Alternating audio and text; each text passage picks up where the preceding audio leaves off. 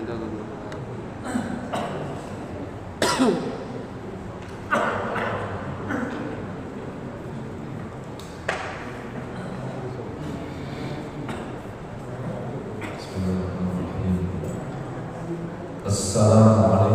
warahmatullahi wabarakatuh. Alhamdulillah alladzi an'amana bi ni'matil iman wal islam. Nahmaduhu wa nasta'inuhu wa nastaghfiruh wa na'udzu billahi min shururi anfusina wa min sayyiati a'malina. May yahdihillahu fala mudilla lahu wa may yudlil fala hadiya lahu. Asyhadu an la ilaha illallah wa asyhadu anna Muhammadan abduhu wa rasuluh. Allahumma shalli wa sallim ala nabiyyina wa rasulina Muhammadin sallallahu alaihi wasallam. Qala Allah ta'ala a'udzu billahi minasyaitonir rajim. Bismillahirrahmanirrahim. Alif Lam Ra. Tilka ayatul kitabil mubin.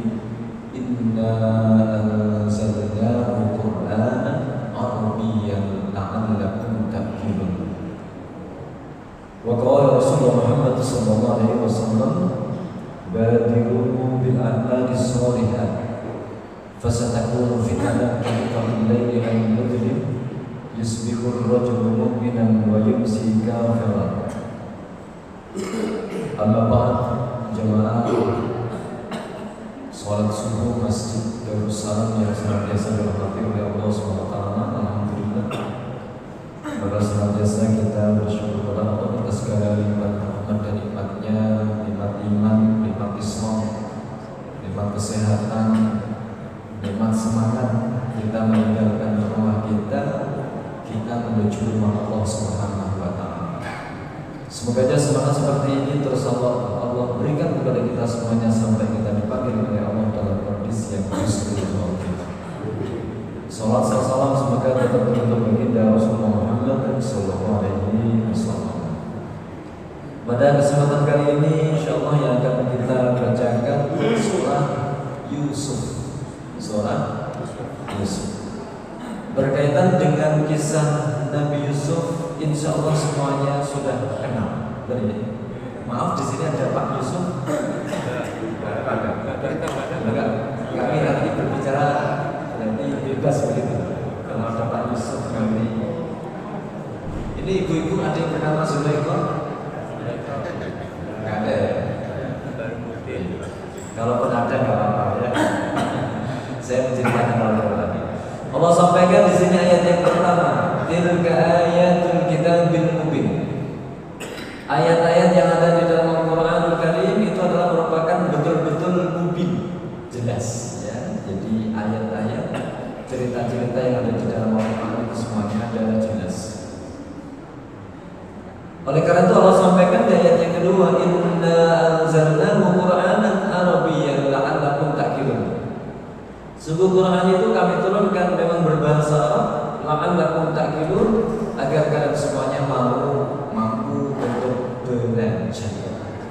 Alhamdulillah di sini ada pembelajaran bahasa Arab ya. Setiap hari Kamis. Yang lain mungkin belum hadir tapi lihat YouTube saya ya. Kata Allah Subhanahu wa taala di dalam Al-Qur'an dijelaskan di sini, nahnu naqussu 'alaika ahsanal qasas. Kami akan ceritakan kepada Anda ahsanal qasas, sebuah kisah yang terbagus, terindah. Jadi dalam Al-Qur'an ini, dalam tafsir yang lain dijelaskan bahwa dibandingkan dengan bagaimana penciptaan langit dan bumi, proses yang terjadi, kisah Nabi Yusuf itu adalah kisah yang paling indah. Jadi kisah Nabi Yusuf adalah kisah yang paling indah. Kenapa dijelaskan di sini ayat yang keempat? Karena ini ceritanya Nabi Yusuf itu cukup panjang, gitu ya. Jadi cukup panjang, tetap nanti sampai kita apa kita bahas. Kata Allah Subhanahu wa taala diawalinya dengan kata-kata Irqala Yusuf li abihi. ketika Nabi Yusuf itu berkata kepada bapaknya. Jadi Nabi Yusuf itu jumlah keluarganya 12, saudaranya ya ada 11 ya. Ya abadi, wahai bapakku. Ada panggilan kata-kata abi. Abi itu artinya adalah bapakku. Abadi itu adalah bapakku tersayang. Jadi panggilan kita adalah abah, itu adalah panggilan tersayang. Ya abadi, wahai ayahku yang tersayang, ini sesungguhnya saya Nabi Yusuf alaihissalam. Ra'aitu ahada asyara kawkaba. Saya melihat ada 11 bintang. Wasyamsya, dan matahari. Wal qamar, dan bulan. Ra'aituhum li sajidin. Saya melihat mereka semuanya sujud kepadaku. Para fasir memberikan keterangan ahada asyara kawkaba itu 11 bintang, itu saudara-saudaranya. Wasyamsya itu adalah ayahnya. Wal qamar itu adalah ibunya. Ra'aituhum li sajidin. Jadi Nabi Yusuf itu melihat semuanya itu ada di dalam mimpi. Jadi mimpinya itu 11 bintang, 1 matahari, 1 bulan sujud kepada Nabi Yusuf alaihissalam. Kalau kita mimpinya mimpi apa? Jadi kalau Nabi Yusuf mimpinya sungguh luar biasa ya. Matahari, bintang, bulan sujud. Nah, gitu ya. Jadi mimpinya seorang nabi. Karena mimpi tersebut akhirnya ayahnya pesan, ya, pesan kepada Nabi Yusuf, qala ya bunayya, wahai anakku, la tansus ru'yaka ala ikhwatika. Mimpimu ojo mbok critakno karo dulur-dulur. Jadi nggak boleh diceritakan mimpi ini. Nah, gitu ya. Nabi Yusuf berarti mimpi ini usia berapa? Usia berapa? Iya, masih kecil. Belum 10 ya, mungkin 8 atau 9 tahun Nabi Yusuf bermimpi, gitu ya, bermimpi. Wahai Yusuf, cerita kamu yang seperti ini jangan kamu ceritakan kepada saudara-saudara kamu. Pesan ayahnya, fayaqitu laka kaida, inna syaitana lil insani aduwwun mubin. Saudara-saudaramu nanti pasti iri. Kenapa? Nabi Yakub ternyata ayah dari Nabi Yusuf ini sudah mengerti gelagat dari saudara-saudaranya mempunyai perilaku yang kurang bagus. Jadi Nabi Yusuf melihat anak-anaknya pertama, kedua, ketiga, keempat sampai anak yang ke-10, dilihatnya perilakunya gak senang dengan Nabi Yusuf. Dari awal sudah tidak menunjukkan tidak nyaman dalam keluarga tersebut. Seorang nabi diuji dengan anaknya yang seperti itu, ya, anaknya yang gelagatnya inna syaitana lil insani aduwwun mubin. Setan itu ternyata lebih banyak mempengaruhi anak-anaknya Nabi Yakub, saudaranya Nabi Yusuf ini. Kenapa begitu? Nah, gitu ya. Sehingga ketika terjadi seperti itu, apa yang dikatakan oleh saudara-saudaranya? Karena saudara-saudaranya yang jumlahnya ada 10 itu, karena Nabi Yusuf termasuk yang ke-11, adiknya lagi yang masih kecil namanya siapa? Bunyamin. Nah, gitu ya. Bunyamin. Jadi Bunyamin itu adiknya Nabi Yusuf. Bukan Bunyamin yang di mana? Biang Kerok itu bukan. Jadi ini Bunyamin betul adiknya Nabi Yusuf. Ketika mereka semuanya Nabi Yusuf memahami bahwa saudara-saudaranya itu mempunyai gelagat yang tidak bagus, ternyata betul. Di ayat yang ke-9 ini, ya, mereka saudara-saudaranya menyatakan kepada bapaknya, ayat ke-8 maksud kami ya, Ilqol.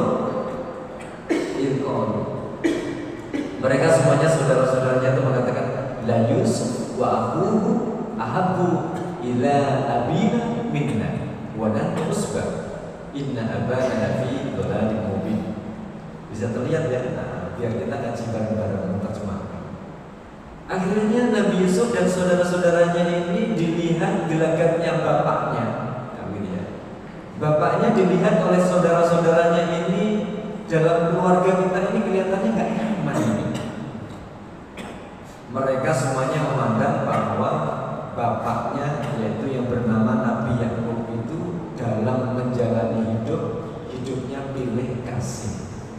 pilih kasih. Ini ada yang Bapak Ibu pilih kasih sama Pilih kasih itu. banyak. Dipilih kasih. Ternyata pandangan mereka itu begitu. Melihat bapak saya ini lafi dhalalim mubin, bayangkan ya. Sampai kakak-kakaknya Nabi Yusuf itu mengatakan bapakku ini sesat. Nah, begitu ya. Bapak ini pilih kasih, yang disayang cuma Yusuf dan adiknya. Jadi karena Nabi Yusuf ini ketika kecil, dalam riwayat yang lain dijelaskan ibunya meninggal dunia, sehingga perhatian bapaknya itu kepada Nabi Yusuf dan adiknya. Mandi ya dimandikan, makanan ya mungkin disuapi, dan mungkin yang lain-lainnya dipersiapkan. Kakak-kakaknya merasa iri. Ketika mereka merasa iri, itulah apa kira-kira mereka dalam menyelesaikan masalah yang ada di dalam keluarga itu, mereka mempunyai ide. Ternyata uqtulu Yusuf. Ketika ada keruwetan di dalam masalah keluarga itu, maka jawabannya dicari. Ini permasalahannya apa ini? Kenapa bapak pilih kasih? Nah, gitu ya. Anak yang pertama karena pinter, manutan, belajar juga bagus, ranking terus, disayang. Daripada adiknya dikongkon, angel temen, tuturane, sorate ya roto angel. Yang disayang nomor 1 nomor 2. Ya gitu. Penglihatannya begitu, sehingga kesimpulannya ini di dalam keluarga tidak ada keharmonisan ini, berarti ada penyebabnya. Siapa penyebabnya? Yusuf. Penyebabnya adalah Yusuf. Karena penyebabnya Yusuf, sehingga mereka semuanya berunding. Enaknya gimana ini dalam menyelesaikan biar bapak ini menjadi baik lagi dan kita disayang kembali. Mereka mengusulkan uqtulu Yusuf, patennya Yusuf. Oh gitu ya. Padahal patennya Yusuf, uqtulu Yusuf. Awitrahu ardun, atau buang saja dia. Ternyata ada saudaranya yang mereka itu yang mempunyai rasa prihatin. Yo coba paten, yo dulure dewi. Nah gitu ya, dulure dewi. Lalu akhirnya apa yang terjadi? Ya sudah, kalau begitu dibuang saja. Apa yang terjadi akhirnya? Dimasukkan ke dalam sumur. Begitu ya kisahnya. Jadi inilah Bapak Ibu yang dirahmati oleh Allah Subhanahu wa taala. Ibrahim yang luar biasa. Namun ya, dalam keluarga itu Allah menguji kepada kita semuanya. Kalau dalam bahasa Jawa itu doksak petarangan, ternyata gak sama. Sama-sama telurnya itu warnanya putih atau coklat. Begitu lahir ternyata ada yang warna putih, ada yang warna biru, ada macam-macam. Inilah dalam kehidupan. Allah mengisahkan bagaimana kita semuanya diberi karunia oleh Allah Subhanahu wa taala yang mempunyai sifat yang macam-macam. Ada laki-laki, ada perempuan, sifatnya begini, Masya Allah, sungguh luar biasa. Maka bagaimana kita sebagai orang tua? Lalu inilah yang terjadi di ayat yang ke-10, kesimpulannya akhirnya mereka semuanya dimasukkan ke dalam sumur. Begitu ya. Begitu dimasukkan ke dalam sumur, apa tanggapan dari orang tuanya, yaitu Nabi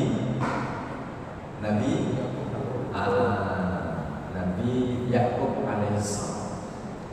Ternyata saudara-saudaranya begitu membuang Nabi Yusuf alaihissalam dimasukkan ke dalam sumur, yang padahal izinnya Bapak, gimana kalau Nabi Yusuf ini tak ajak jalan-jalan? Kemana? Camping, jalan-jalan ke hutan. Untuk apa? Nyari sesuatu. Kita nanti akan bermain-main di sana. Bapaknya sudah keberatan sebenarnya. Kamu nanti pasti gak akan bisa jaga adik kamu. Ternyata betul. Begitu mereka semuanya selesai, 1 hari melakukan sebuah perjalanan, tidak tahu apakah ini 1 hari atau 2 hari, akhirnya wajah wabahu isya'ayyabun. Ternyata saudara-saudaranya tadi mereka hadir di hadapan Nabi Yakub alaihissalam. Mereka isya'ayyabun, di malam hari yakun, mereka semuanya menangis. Nah, gitu ya, mereka menangis. Begitu menangis mereka mengatakan, ya abana inna dhahabna nastabiqu wa tarakna Yusuf inda mata'ina fa'akana huzzi'u. Akhirnya dia melaporkan, wahai bapakku, sambil menangis. Saudara-saudaranya semuanya menangis. Begitu menangis itu dia mengatakan, wahai bapakku Nabi Yusuf. Nah, Yusuf ya, adik kita ini yang kita tersayang, ternyata fa'akana huzitu, dimakan oleh serigala. Nah, gitu ya, dimakan oleh serigala. Buktinya apa? Wajahu ala qamisihi bidamin kadhib. Mereka betul-betul bajunya Nabi Yusuf itu penuh dengan darah. Tapi dijelaskan di dalam Al-Quran ini bidamin kadhib. Bidamin kadhib. Kisah ini cukup menarik. Ternyata setan itu kadang mempunyai potensi yang luar biasa. Nah, gitu ya. Sebuah pembunuhan bisa direkayasa. Sebuah kejadian bisa direkayasa. Kejadian benar bisa menjadi palsu. Sesuatu yang salah bisa menjadi benar. Seperti ini, Nabi Yakub sendirian, saudara-saudaranya yang tadi membuang tadi jumlahnya berarti ada berapa? 10. Akhirnya yang benar siapa? Ya berarti informasinya yang benar adalah saudara-saudaranya. Yang benar adalah saudara-saudaranya. Lalu akhirnya ketika itu apa yang dilakukan oleh Nabi Yakub? Ternyata Nabi Yakub mengatakan kata-kata fasobrun jamil. Maka pernyataannya adalah cuma mengatakan kata-kata fasobrun jamil. Ya sudahlah kalau begitu saya bersabar. Ya saya bersabar. Karena dia posisinya adalah posisi sendirian. Sedangkan tadi yang salah, yang jumlahnya banyak, jumlahnya cukup luar biasa. Dan kalau toh mungkin seandainya Nabi Yakub itu membunuh antara mereka semuanya, bisa-bisa Nabi Yakub yang nanti kalau justru akan dibunuh oleh anak-anaknya. Karena kondisi seperti itulah dia menggunakan jurusnya sobrun jamil.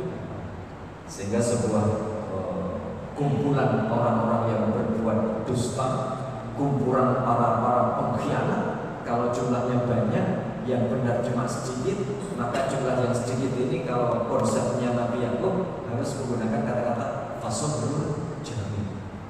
Kalau melawan pasti kalah. Nah, gitu ya. Kalau melawan pasti kalah. Lalu setelah itu apa Nabi Yakub yang dilakukannya? Wallahul musta'anu ala ma tasifun. Ternyata Nabi Yakub untuk menyelesaikan tadi kasus rumah tangganya tadi, dia tidak memutuskan. Nah kalau begitu gara-gara kamu tadi sudah aku janjikan bahwa kamu tidak akan aku percayai untuk membawa Yusuf, kalau begitu kamu keluar saja dari rumah ini. Tidak. Nabi Yusuf, Nabi Yakub tetap menggunakan kata-kata wallahul musta'an, ya Allah hanya Engkau yang tahu persisnya kasus ini bagaimana, diserahkan kepada Allah Subhanahu wa Ta'ala. Ya, sehingga singkat ceritanya ternyata Nabi Yusuf alaihissalam di ayat yang setelahnya akhirnya dibuang. Begitu dibuang berada di dalam sumur, akhirnya ditemukan oleh siapa? Dibeli oleh saudagar yang kaya raya yang dia dikenal dengan namanya Al-Aziz, bendaharawan Mesir, gitu ya, bendaharawan Mesir. Begitu dibeli oleh bendaharawan Mesir tadi, akhirnya dia mengatakan, wahai istriku, ini ada anak yang masih kecil, kata tadi umurnya 8 tahun atau 9 tahun atau 10 tahun, gitu ya. Anak kecil ini aku beli dan layak ini nanti bisa kalau oke nggak apa-apa kita angkat jadi anak-anak kita.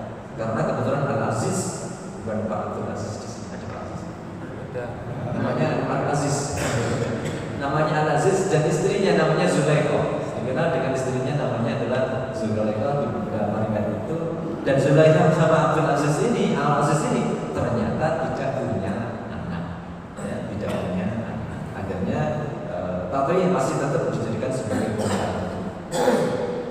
Begitu yang terjadi setelah sekian tahun di ayat yang ke-22, ayat yang ke-22 Allah jelaskan di sini.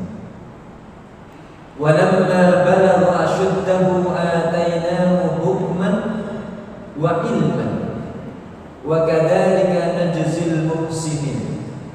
Walamma balagha ashuddahu, dan tatkala Nabi Yusuf itu berada di rumahnya Pak Aziz tadi, sekian tahun.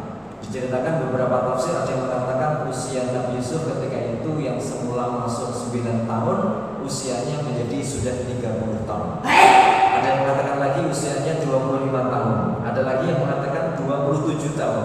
Ada lagi yang mengatakan 35 tahun. Walamma balagha asyuddahu. Jadi ketika Nabi Yusuf dibimbing, dididik di dalam keluarga kerajaan tersebut, apa yang terjadi? Atainahu hukman. Ternyata Allah memberikan kepada Nabi Yusuf itu berupa hukman, berupa hukman. Di para tafsir berikan keterangan hukman ini ada yang mengatakan adalah ilmu. Ya, Nabi Yusuf akhirnya diberi sebuah ilmu yang dijelaskan di sini juga begitu, ilmu. Jadi diberi sebuah nilai-nilai yang tidak diberikan kepada yang lainnya. Akhirnya termasuk tafsir mimpi dan macam-macamnya. Atainahu hukman wa ilman. Wa kadzalika najzil muhsinin, dan demikianlah kami balas diberikan Nabi Yusuf itu hukman wa ilman selama Nabi Yusuf berada di lingkungannya Pak Aziz tadi, menunjukkan perilaku sifatnya yang baik. Bapak Ibu yang dirahmati Allah Subhanahu wa taala. Inilah skenario Allah Subhanahu wa taala. Seandainya saudara-saudaranya Nabi Yusuf itu tidak dibuang kemana tadi? Ke dalam sumur. Nabi Yusuf kira-kira sampai usia 30 tahun masih hidup di rumahnya dengan kakak-kakaknya. Padahal kakak-kakaknya itu sifatnya adalah jelek. Sehingga seandainya Nabi Yusuf selama masih menjadi anak dari Nabi Yakub dan hidup bersama dengan kakak-kakaknya, yang kakak-kakaknya punya sifat yang agak kurang bagus tadi, tentunya Nabi Yusuf akan menjadi orang yang seperti kakak-kakaknya. Ternyata skenario Allah, kenapa Nabi Yusuf harus dikeluarkan dari rumahnya yang kakak-kakaknya tadi sifatnya kurang bagus? Ternyata Allah kepingin menjadikan Nabi Yusuf berada di lingkungan kerajaan, akhirnya dididik dengan ilmu-ilmu yang luar biasa. Ini hikmah buat kita semuanya. Tidak selamanya asa an takrahu syai'an wa huwa khairul lakum. Tidak selamanya sesuatu yang sebenarnya itu menurut kita itu jelek, padahal di endingnya nanti akan ada sebuah kebaikan-kebaikan. Ada sesuatu yang menurut kita itu bagus, padahal nanti endingnya akan melakukan suatu perbuatan yang jelek. Maka bagaimana kita akan menjadi orang-orang yang bersikap tadi seperti Nabi Yakub alaihissalam tadi, fasabrun sabar, gitu ya. Allah pasti akan menolongnya, pasti Allah akan menolong Yusuf, pasti Allah akan menolong Yusuf, pasti Allah akan menolong Yusuf. Sehingga sesuatu yang menurut kita, kenapa anak kita begini, kenapa kondisi ekonomi kita begini, kondisi tetangga kita begini, kenapa kondisi pekerjaan kita begini, kita harus menjadi orang-orang yang sabrun jamil. Kita tidak tahu di balik sesuatu yang tidak baik itu akan ada sesuatu yang bisa kita ambil. Seperti kisahnya Nabi Musa dengan Nabi Khidir. Nabi Khidir kan sesuatu dilihatnya yang nampak oleh matanya, padahal di balik itu ada sesuatu yang dia tidak ketahui. Maka disinilah Bapak Ibu yang dirahmati oleh Allah Subhanahu wa taala, ketika Nabi Yusuf menjadi sosok yang dididik di lingkungan kerajaan, makanannya bergizi, terus mungkin olahraganya juga cukup, walaupun di situ statusnya Nabi Yusuf adalah sebagai, ada yang mengatakan masih muda atau ada yang mengatakan pembantu, ya. Tetapi Nabi Yusuf menunjukkan perilaku yang sungguh luar biasa. Ketika dia usia 30 tahun atau 25 tahun tadi, para pasir keterangan yang berbeda-beda, Nabi Yusuf memunculkan sebuah kondisi aura di tubuhnya yang sungguh luar biasa, gitu ya, sungguh luar biasa. Karena kondisi yang luar biasa, akhlaknya bagus, perilakunya baik, tutur katanya sopan, ya, pekerjaan selama ini yang diberikan semuanya beres, disuruh ini dan itu ternyata bagus. Apa yang terjadi? Ayat ke-23 Allah mengisahkan warawadathu allati huwa fi baitiha an nafsihi. Ternyata istrinya Al-Aziz yang bernama Zulaikha itu jatuh cinta kepada Nabi Yusuf. Gitu ya. Padahal dia termasuk sudah mengetahui dari semenjak usia 8 tahun, 9 tahun, 15 tahun, 20 tahun. Ternyata perkembangan fisik dan ilmu yang dimiliki oleh Nabi Yusuf menjadikan Siti Zulaikha tertarik. Apalagi Allah desain di situ ternyata Siti Zulaikha itu tidak punya anak. Tidak diketahui di sini, tidak dijelaskan kenapa Siti Zulaikha tidak punya anak. Ada beberapa riwayat yang menjelaskan bahwa Al-Aziz ini tidak perkasa lagi. Nah, gitu ya, tidak perkasa. Karena tidak perkasa itulah sehingga jiwa perempuan muncul. Sementara Siti Zulaikha juga masih muda. Warawadathu allati huwa fi baitiha. Tiap hari yang dilihat adalah Nabi Yusuf. Akhirnya muncullah pandangan yang pertama, pandangan yang kedua, dari mata turun ke hati. Akhirnya jatuh cinta. Nah, gitu ya. Ketika jatuh cinta, apa yang terjadi? Hari demi hari, amin ya, minggu demi minggu, bulan demi bulan. Kok tambah rasa cintanya semakin menggebu-gebu. Sementara si suaminya tidak memberikan servis yang memuaskan. Nafkah dohirnya oke, nafkah batinnya muncul permasalahan dalam keluarga tersebut. Gitu ya, muncul permasalahan. Akhirnya warawadathu allati huwa. Akhirnya muncullah keberanian Siti Zulaikha. Begitu dalam beberapa cerita. Akhirnya dia menggoda Nabi Yusuf. Yusuf ambilkan teh. Ya, akhirnya diambil. Yusuf, ini kamu harus pergi ke sana karena sebagai pembantu dia ikuti. Yusuf, kamu harus melakukan ini, dikerjakannya. Hari demi hari akhirnya muncullah tadi. Akhirnya Yusuf kemarilah masuk ke dalam sebuah kamar. Ya, ceritanya begini ya. Warawadathu allati huwa fi baitiha an nafsihi. Menggoda. Begitu Nabi Yusuf sudah masuk kamar karena sudah terbiasa disuruh mengambilkan teh, disuruh mungkin membelikan ini, membelikan itu. Nabi Yusuf ya biasa saja karena dia adalah sebagai tuan putrinya. Tidak ada Nabi Yusuf untuk sesuatu. Ternyata hari ini adalah hari yang aneh. Akhirnya begitu Nabi Yusuf disuruh masuk ke dalam kamarnya tadi, wa ghallaqatil abwab. Pintu kamarnya Siti Zulaikha ditutup. Sehingga dalam kamar cuma siapa? Nabi Yusuf dan Siti Zulaikha. Lalu terjadi apa kalau begitu? Yang laki-laki Nabi Yusuf usianya dia mengatakan tadi 30 tahun, sementara dia belum punya istri. Siti Zulaikha yang selama ini servis batinnya belum terpenuhi dari sang suami. Lalu apa yang terjadi? Ditutuplah pintunya. Berarti setan ketika itu hadir. Wa qala haytan ya Yusuf, kemarilah. Wah, kira-kira ngapain Pak? Kemarilah. Masya Allah ya, kemarilah. Kalau sudah ada laki-laki perempuan dalam kamar, mau ngapain? Gitu ya. Hai tangan, kemarilah ya Yusuf. Bukan disuruh untuk mengambilkan teh, bukan untuk mungkin membetulkan almari yang mungkin kurang bagus. Hai tangan, kemarilah. Karena kemarilah tadilah akhirnya qala ma'adallah.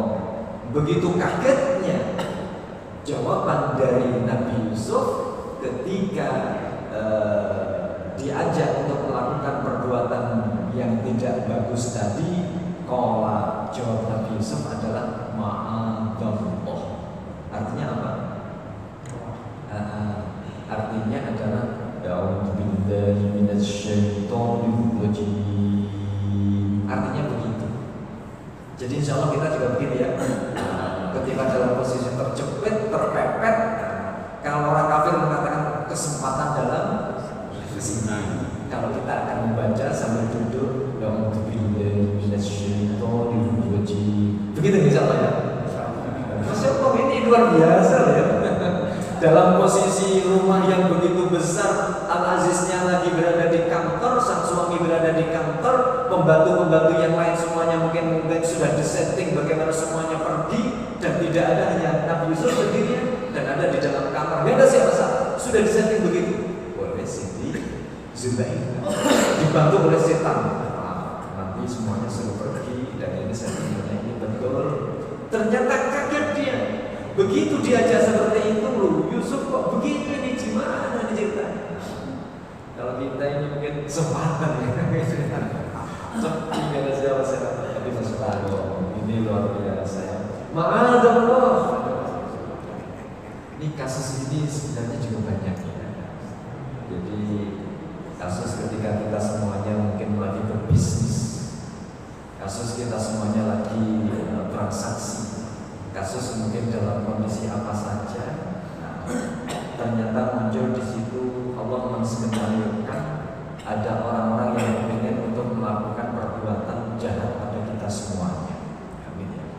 Dan kasus ini sebenarnya bukan menjadikan jahat, amin ya. Karena yang diminta oleh Siti Zulaikha bukan untuk melakukan perbuatan dosa dari sisi berbuat zalim, amin ya. Ketika dilakukan seperti itu, inilah Masya Allah sungguh luar biasa. Ma'adallah.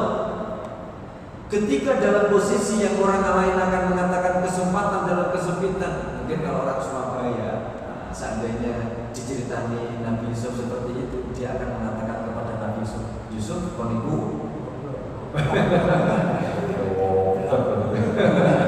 Kesempatan. Kan banyak biasanya di tempat kami itu kan lomba, betul ya? Kan, ada mungkin pemain Indonesia yang tinggal kakinya itu memasukkan bola ke gawang lawan, tinggal til gitu aja sudah masuk, ternyata enggak masuk. Apa dikatakan para penonton? Ini juga begitu, Masya Allah. Jadi luar biasa ya. Akhirnya Nabi Yusuf dia mengatakan ma'adallah. Dia malah justru merem, mungkin perlu ya, sambil merem, dia mengucapkan kata-kata a'udzubillahi minasyaitonirrajim. Enggak tahu kira-kira Nabi Yusuf baca surat Al-Fatihah atau baca surat Yusuf atau baca surat apa. Yang penting di sini ma'adallah. A'udzubillahi minasyaitonirrajim, ya Allah, aku berlindung kepada Engkau ya Allah. Ini sebenarnya menyenangkan. Nah, maaf. Zina itu menyenangkan atau menyusahkan? Menyenangkan, betul ya? Seandainya zina itu menyusahkan, gak ramai zina. Zina itu menyenangkan karena mereka. Kita melihat dari sisi apa yang tertuang. Sebenarnya ini kalau dari sisi manusia menyenangkan. Tetapi karena menyenangkan itu ada nilai haram yang harus dilanggar dari aturan-aturan Allah Subhanahu wa taala, karena Nabi Yusuf telah diberi hikmah, bukan wa ilman tadi, sudah diberi hikmah dan sudah diberi ilmu, keimanan yang mantap. Kondisi-kondisi seperti itu tidak dijadikan Nabi Yusuf sebagai kesempatan, tetapi a'udzubillahi minasyaitonirrajim. Begitu dia mengucapkan kata-kata seperti itu, apa yang terjadi lagi? Hai wahai Yusuf, kemarilah. Siti Zulaikha sudah terlanjur basah. Kemarilah, gitu ya. Kemarilah. Terus dipaksa untuk melakukan perbuatan yang tidak senonoh. Melakukan perbuatan yang tidak senonoh. Begitu dia mengucapkan lagi, a'udzubillahi minasyaitonirrajim. Makanya di dalam ayat yang lain ya, sulitnya itu kalau setan hadir di hati kita dan kita tidak bisa menguasai budak setan itu, pastilah terjadi sesuatu yang tidak kita inginkan. Gitu ya. Lalu ternyata Nabi Yusuf di sini pikirannya masih bisa berpikir dia. Dia mengatakan kata-kata, Innahu Rabbi ansana maswai. Wahai Tuan Putri, ingatlah. Bagaimana aku katakan kepada nanti Pak Aziz. Pak Aziz itu yang telah memberi makan pada saya selama saya di sini, memberi minum kepada saya, memberikan tempat yang layak, memberi baju kepada saya selama ini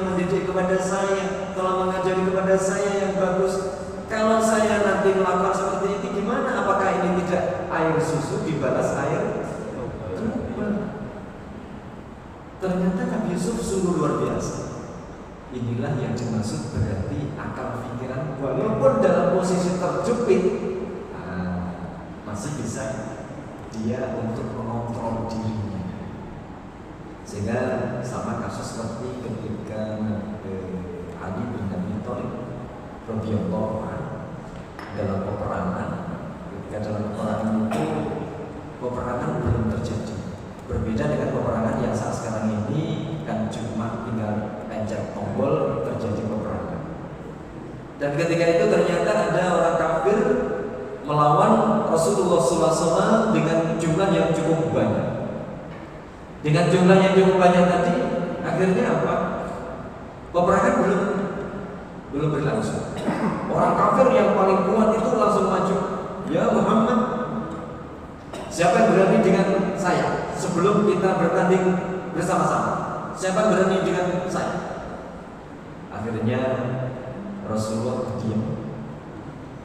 Abu Bakar melihat Rasulullah gak ada reaksi.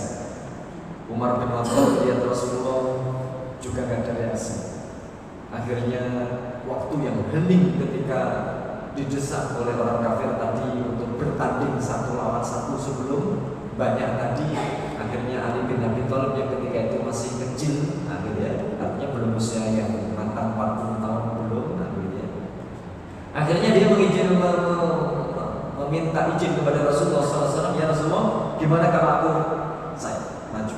Akhirnya Rasulullah mengiyakan. Begitu mengiyakan itulah akhirnya bertanding 1 lawan 1 sama-sama memegang pedangnya, ya, sama-sama memegang pedangnya 1, 2 sampai 5 menit, 10 menit. Berbeda dengan tinju. Kalau tinju itu 3 menit, istirahat dulu, minum dulu, terus persiapan dahulu, napasnya mulai lagi. 3 menit lagi, ini enggak 10 menit terus berlangsung, 30 menit terus berlangsung, mungkin hampir 1 jam terus berlangsung. Ali bin Abi Thalib karena jangan hampir dia terkena pedang, dan ternyata akhirnya dia bisa menyabet dari kaki sang orang kafir tadi, dan akhirnya kaki orang kafir tadi tergeletak. Begitu tergeletak, apa yang terjadi? Begitu tergeletak itulah akhirnya pedang dari Ali bin Abi Thalib karramallahu wajhah akhirnya hampir menembus di dadanya orang kafir tadi. Akan menembus di dadanya sebelum mungkin tinggal sekian senti saja menembus dadanya, ternyata jurusnya orang kafir tadi lebih hebat daripada pedangnya Ali bin Abi Thalib. Jurusnya yaitu berupa air ludahnya. Bayangkan ya, air ludah itu baunya gimana? Apalagi ini air ludahnya orang kafir yang lesannya tidak pernah mengucapkan tasbih, takbir, tahmid, omongannya pasti jelek. Akhirnya begitu jurus yang terakhir sebelum orang kafir ini meninggal dunia, keluar dari ludahnya ini sesuatu yang tidak menyenangkan, yaitu air ludah yang baunya sungguh luar biasa mengenai di mukanya Ali bin Abi Thalib.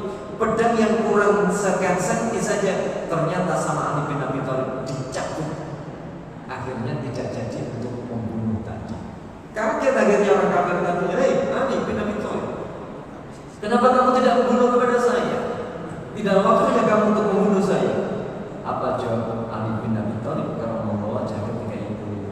"Aku takut kalau membunuh kamu karena marah ludah kamu yang mengenai muka." Begitu Ali bin Abi Thalib sudah reda amarahnya, bukan karena ini, bismillahirrahmanirrahim, mungkin karena Allah Subhanahu wa taala lillahi taala, akhirnya orang kafir tersebut dibunuh. Bayangkan ya, dalam waktu detikan-detikan seperti itu, hal-hal yang sangat menggoncangkan seperti itu, seandainya begitu diludahi Ali bin Abi Thalib langsung membunuhnya, berarti membunuhnya bukan karena berjuang, membunuhnya bukan karena fi sabilillah, tetapi membunuhnya karena diludahi. Sungguh biasa. Oleh karena itu, bagaimana kita semuanya kasus yang sungguh luar biasa ini, kasus yang insya Allah di antara kita semuanya pasti akan muncul kejadian-kejadian yang sangat genting seperti itu. Prosesi yang kita tidak mengerti lika-likunya dalam keduniaan ini, karena Allah yang mengatur kepada kita semuanya, Rabbil Alamin. Ternyata Nabi Yusuf ketika itu masih berpikiran, otaknya innahu rabbi ahsana maswaya. Aku nggak mau melakukan itu. Kenapa? Karena aku akan membalas tuba air susu yang diberikan oleh wanita. Yang ketiga, jadi yang pertama untuk menangani permasalahan kasus yang rumit seperti itu tadi, rumit atau kesempatan? Rumit seperti itu, dia berlindung pada Allah Subhanahu Wa Taala. Yang kedua, melihat kebaikan-kebaikan orang-orang yang ada di sekitarnya. Yang ketiga ternyata luar biasa. Innahu la yuflihul zalimun. Yang ada dalam benaknya itu, zina itu adalah haram, zina itu adalah al-khamsah, zina itu adalah perbuatan dosa, zina itu adalah merupakan perbuatan zalim. Kalau tadi saya tanyakan, zina itu menyenangkan atau menyusahkan? Menyenangkan, tapi kenapa Nabi Yusuf alaihissalam di sini mengatakan kata-kata innahu la yuflihul zalimun, padahal menyenangkan. Maaf, seandainya Nabi Yusuf itu mau untuk melakukan hubungan tadi suami istri dengan Siti Zulaikha, mungkin itu yang diinginkan, akan muncul kesenangan. Seandainya itu terjadi lagi, karena skenario tadi itu betul-betul rapi, sehingga tidak ada yang mengetahui lagi, muncul akan perbuatan zina yang kedua kali, mungkin akan muncul ketiga keempat kali, terus sampai berikutnya lagi. Tetapi di sini sungguh luar biasa. Nabi Yusuf meminta perlindungan kepada Allah Subhanahu Wa Taala. Kenapa? Karena di dalam hatinya muncul bahwa innahu la yuflihul zalimun, tidak akan bahagia, tidak akan sukses, tidak akan beruntung, tidak akan tenang, tidak akan tentram orang-orang yang berbuat zalim. Zalim itu apa? Zalim itu apa? Apa? Apa zalim itu? Iya, zalim itu para ulama berikan keterangan adalah wadu asyai ghairu mahallihi. Zalim itu bukan hanya menganiaya, zalim itu bukan hanya membunuh, zalim itu bukan hanya menyakiti. Termasuk seandainya Nabi Yusuf dia mengikuti hawa nafsunya Siti Zulaikha, itu namanya zalim. Kenapa? Wadu asyai ghairu mahallihi, menempatkan sesuatu yang tidak pada tempat. Seandainya ditempatkan Siti Zulaikha tadi dengan suaminya, itu namanya tidak zalim. Kalau Nabi Yusuf dengan istrinya yang sah, itu namanya tidak zalim. Sehingga keyakinan untuk melakukan seperti itu akhirnya tidak akan terjadi. Karena apa? Di dalam dirinya muncul seperti ini. Padahal di sini dijelaskan ya oleh Allah Subhanahu Wa Taala di dalam ayat yang ke-24. Kenapa hal itu tidak terjadi? Apakah Nabi Yusuf berarti dia tidak jantan? Apakah Nabi Yusuf ketika itu dia dalam posisi sakit? Dijelaskan di ayat yang ke-24. Walaqad hammat bihi wa hammat biha. Kecintaan yang dimiliki oleh Siti Zulaikha kepada Nabi Yusuf, Nabi Yusuf pun sebenarnya juga jatuh cinta kepada Siti Zulaikha. Berarti masalah cinta itu laki-laki dulu atau perempuan dulu? Hah? Laki-laki dulu atau perempuan dulu? Sama. Sebenarnya di sini Siti Zulaikha yang sudah menaruh perhatian kepada Yusuf itu sudah lama dipendam itu ya. Ini sehingga bom waktunya di sini. Bom waktunya di sini. Walaupun hammat bihi wa hamma bihi. Gitu ya. Bom waktunya di sini. Nabi Yusuf jadi tapi karena innahu la yuflihul zalimun, akhirnya itu tidak dilakukan. Eman saja nih, wa hamma biha. Jadi pengen jadi. Tapi eman ini. Tetapi itu dosa. Sehingga yang muncul di sini adalah dosa. Akhirnya tidak. Maka di sini kata Allah Subhanahu Wa Taala, laula an ta'a burhana rabbih, kalau seandainya tidak ada rahmat datangnya dari Allah Subhanahu Wa Taala, terjadilah sesuatu yang tidak diinginkan. Seandainya tidak ada pertolongan datangnya dari Allah Subhanahu Wa Taala. Oleh karena itulah di sini kata Allah Subhanahu Wa Taala, kadzalika linasrifa anhu su'a wal fahsya. Sehingga Bapak Ibu yang dirahmati oleh Allah Subhanahu Wa Taala, sampai saat sekarang ini bapak-bapak yang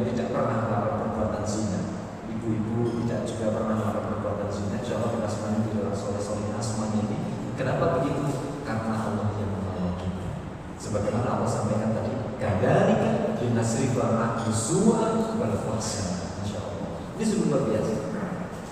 Oleh karena itu kita mohon kepada Allah Subhanahu wa taala setiap saat bagaimana kita semuanya maaf ya, banyak terjadi ya, maaf. Para bapak-bapak di rumah istrinya istri yang sah. Di kantor istrinya begitu kadang-kadang yang terjadi di masyarakat sekarang ini. Bayangkan yang terjadi di Amerika, begitu orang naik bis ternyata hanya ada satu kursi yang di situ kosong, sebelahnya wanita. Ternyata laki-laki tersebut begitu dia tertarik dengan wanita tersebut, akhirnya dia tertarik, bisa langsung pergi ke hotel dan melakukan perbuatan berzina, bisa. Dan itu biasa di Amerika. Dan Indonesia saat sekarang ini sudah mulai begitu saat sekarang. Masya Allah. Innahu min ibadil mukhlasin. Sesungguhnya siapa? Nabi Yusuf itu termasuk orang-orang yang hatinya bersih, mukhlasin ya, ibadahnya karena Allah Subhanahu wa taala. Ini sungguh luar biasa. Bukti kalau Nabi Yusuf betul-betul tidak ingin itu, apa buktinya? Dijelaskan oleh Allah Subhanahu wa taala kalau Nabi Yusuf itu sebenarnya ingin. Tetapi karena ini melanggar aturan Allah Subhanahu wa taala, dia berusaha sekuat mungkin bagaimana dia tidak melakukannya itu. Ya, gitu ya. Buktinya apa? Ayat yang ke-25. Wastabaqal bab. Karena Nabi Yusuf dirayu, enggak tahu ada rayuannya itu sampai berapa lama, rayuannya berapa menit, yang terjadi bagaimana cara merayunya, akhirnya Nabi Yusuf bagaimana harus lari dari itu semuanya. Wastabaqal bab. Nabi Yusuf akhirnya lari menuju ke pintu. Ya, lari menuju ke pintu untuk menghindari perbuatan zina tadi. Lari dia. Berarti ada usaha Nabi Yusuf itu menunjukkan bahwa ini perbuatan dosa, berarti harus lari. Gitu ya, harus lari. Wastabaqal bab. Begitu wastabaqal bab, waqad qamisahu min duburin wa alfaya sajidatan bab. Dan akhirnya mumpung sudah terlanjur basah, akhirnya Nabi Yusuf dipaksa, akhirnya bajunya yang belakang ditarik dan ternyata sampai robek di situ. Masya Allah. Berarti saking apanya? Luar biasa kan sampai seperti itu. Tapi Nabi Yusuf itu enggak tahu gimana. Karena akidahnya, akhlaknya kuat. Sampai seperti itu.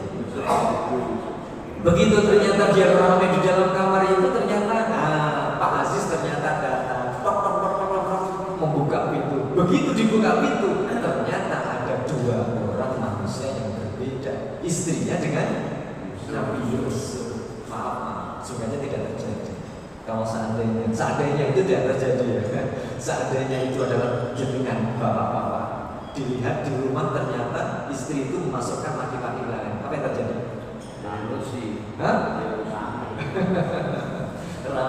Lalu apa yang komentar dari sang Pak Aziz ketika itu?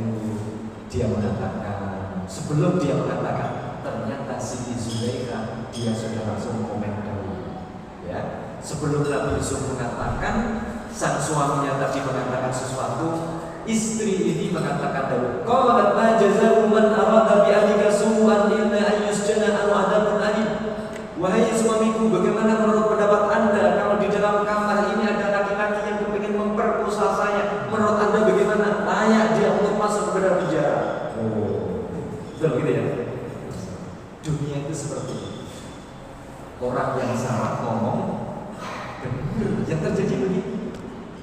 Makanya inilah yang terjadi bagaimana kita hidup di Indonesia. Kasus seperti ini sudah banyak terjadi. Ini tadi kan kasus keluarga, banyak kasus-kasus ekonomi, kasus-kasus tentang masalah politik, kasus-kasus masalah. Yang salah mengatakan benar, yang benar akhirnya dipenjara.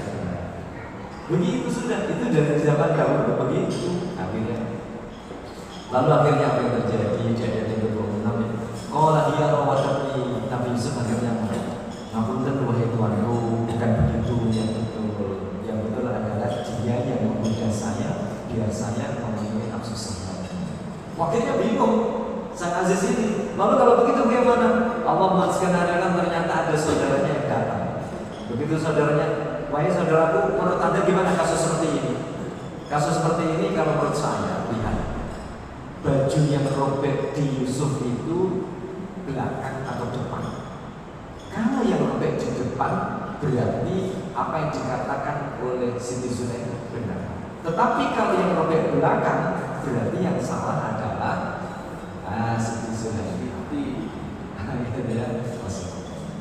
Inilah jemaah yang dirahmati oleh Allah Subhanahu wa taala. Sehingga bagaimana Allah itu masih menjaga kepada kita semuanya. Yang menurut kita itu menyenangkan, padahal itu haram dan kita bisa meninggalkan. Menurut kita ini kita akan dapatkan bisnis ini luar biasa, keuntungannya luar biasa. Tapi ini haram, bagaimana kita masih mengatakan ini haram? Enggak boleh. Seperti Abu Bakar radhiyallahu anhu ketika dia melakukan sebuah makan, begitu makan itu ternyata makanan itu adalah makanan haram. Begitu makanan itu haram, ternyata apa yang dilakukannya, dia berusaha yang dimasukkan bagaimana makanan yang haram itu dikeluarkan, sehingga berusaha tidak ada satu cuil pun, tidak ada sesuatu nasi pun, atau mungkin sepotong roti pun yang masuk ke dalam tubuh kita itu adalah yang. Oleh karena itu di sini, masya Allah, jadi kisahnya sang bapak yang bijaksana ini Al-Aziz dia mengatakan, Yusuf, kamu pergi dari sini. Yusuf, kamu pergi dari sini. Istriku, istaghfiri li dzambi. Kamu mohon ampun kepada Allah Subhanahu wa taala. Innaki kunti minal khati'in. Kamu yang salah. Kamu yang salah. Lalu akhirnya apa yang terjadi? Ternyata karena tadi kasus ini sudah ada yang mengetahui, akhirnya satu kerajaan itu muncul sebuah isu yang sungguh luar biasa menerpa kepada Siti Zulaikha. Nah ini ya, menerpa kepada Siti Zulaikha. Nah ini yang terjadi, bahwa Nabi Yusuf betul-betul berusaha ketika dia itu dipaksa untuk melakukan tadi. Maka di dalam ayat yang ke-32 Siti Zulaikha yang mengatakan, walaqad rawattuhu, saya telah menggoda Yusuf an nafsihi terhadap dirinya, tetapi saya gagal untuk menggodanya, fastaqsam, maka dia berlindung kepada Allah Subhanahu wa taala. Maka dia berlindung kepada Allah Subhanahu wa taala. Aku menggoda, aku merayu, tetapi tetap tidak bisa. Nah, gitu ya, kata Siti Zulaikha dalam persidangan. Nah, gitu ya. Aku tetap menggoda dan tetap tidak bisa. Wahai Yusuf, aku berkuasa di sini. Kalau kamu tetap tidak mau untuk melakukan ini, akan aku penjarakan kamu. Apa kata Nabi Yusuf? Qala Rabbi as-sijnu ahabbu ilayya mimma yad'unani ilayhi. Wahai Zulaikha, penjara itu lebih bagus aku huni. Yang pengarap, makanannya tidak terjamin, kehidupan yang tidak enak, itu lebih bagus daripada aku melayani nafsu sahabatmu yang itu melayani aturan Allah Subhanahu wa taala. Ini Nabi Yusuf sungguh luar biasa. Tidak hanya kasus masalah wanita, tetapi masalah jabatan, masalah harta perlu kita pikirkan bersama-sama, karena hidup di dunia begini. Kata Rasulullah Muhammad SAW dalam hadis seperti ini, badiru bil a'mal sholihah, segera berbuat kebaikan ketika tercampur antara hak dengan yang batin, antara halal dan haram karena urusan dunia. Kembali lagi, badiru bil a'mal sholihah. Inilah kisah tentang masalah bagaimana Yusuf dan Siti Zulaikha, kisah yang luar biasa, semoga bermanfaat bagi kita semuanya. Allah jadikan bagi kita semuanya menjadi orang yang senantiasa umur panjang yang barokah, rezeki yang barokah, keluarga yang barokah, anak-anak keturunan kita, anak-anak yang soleh dan soleh, dihindarkan diri kita, keluarga kita, anak-anak kita dari perbuatan fahsyah yaitu zina. Allah manfaatna bima 'allamtana wa 'allimna ma yanfa'una wa zidna ilma. Subhanallahumma wa bihamdihi, asyhadu an la ilaha illa anta, astaghfiruka wa atubu ilaik. Wa lakum akhirul kalam. Assalamualaikum